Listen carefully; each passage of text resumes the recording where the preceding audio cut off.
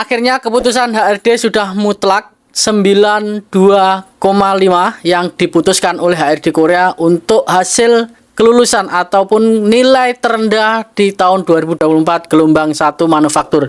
Pengumuman sudah diumumkan secara resmi buat teman-teman yang mengikuti gelombang 1. Ini sangat sedikit sedih sekali buat teman-teman yang mendapatkan nilai 90 karena 90 tidak lolos, salah 4, dan akhirnya di tahun 2018 sejarah tahun lalu itu terulang kembali, salah 3 yang diwajibkan untuk lolos di gelombang 1 putaran pertama manufaktur ya.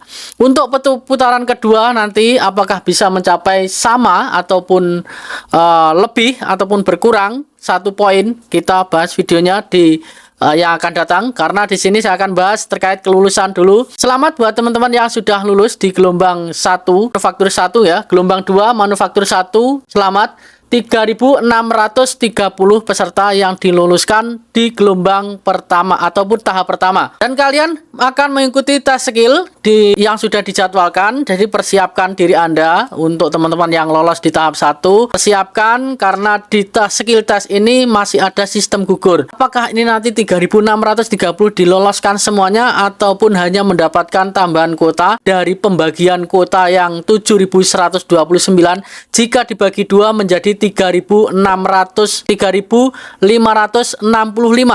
7.129 maksud saya dibagi 2, 3.564 dibulatkan menjadi 3.565 untuk pembagian dari kuota dari tahap 1 juga tahap 2. Ternyata di gelombang pertama manufaktur ataupun manufaktur 1 ini yang lulus 3.630. Apakah 65 nanti akan digugurkan ataupun diikut sertakan semuanya? Ketentuannya mengikuti dari HRD Korea, karena semua ketentuan mutlak dari HRD Korea. Kita tidak bisa mengganggu gugat ataupun kewenangan pihak HRD Korea tidak bisa mengganggu gugat, hasil penempatan kelulusan tidak dapat diganggu gugat. Jadi keputusan semua jadi di HRD Korea. Dan belum merupakan hasil kelulusan terakhir ya di tahap pertama ini. Jadi buat teman-teman masih ada skill test lagi. Dan untuk jumlah peserta yang mendapatkan nilai 100, ini sudah saya koreksi tadi. Kurang lebihnya 331 untuk yang mendapatkan 100 dan nilai 97,5 terdapat 774 orang. 95 sendiri terdapat 1125 orang yang mendapatkan nilai 95 dan KKM terendah 92,5 sejumlah 1.400. Jadi buat teman-teman selamat yang sudah mendapatkan nilai 95 dan ini perjuangan yang sangat gigih tentunya. 2018 di mana saya juga berjuang untuk mendapatkan nilai tinggi di kuota 700 dan akhirnya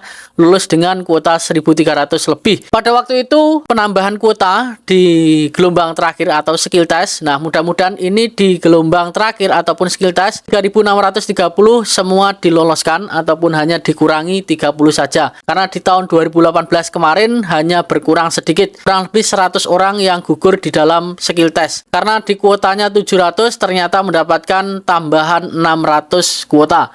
Jadi lumayan besar di tahun 2018. Apakah mungkin ini mendapatkan tambahan kuota sejumlah 360, 3.630 maksud saya, semuanya diloloskan, itu semua kewenangan dari HRD Korea. Kita hanya bisa meningkatkan skill test kita supaya nanti mendapatkan nilai tinggi. Nah, untuk prediksinya di tahun 2024 gelombang 1 manufaktur ini berapa skill testnya nanti saya perlihatkan dari nilai saya. Kita kembali ke sejarah ya, ke sejarah dulu. Nanti di mana nilaiku akan saya tampilkan buat teman-teman buat gambaran saja. Jadi tingkatkan nilai lebih tinggi di situ.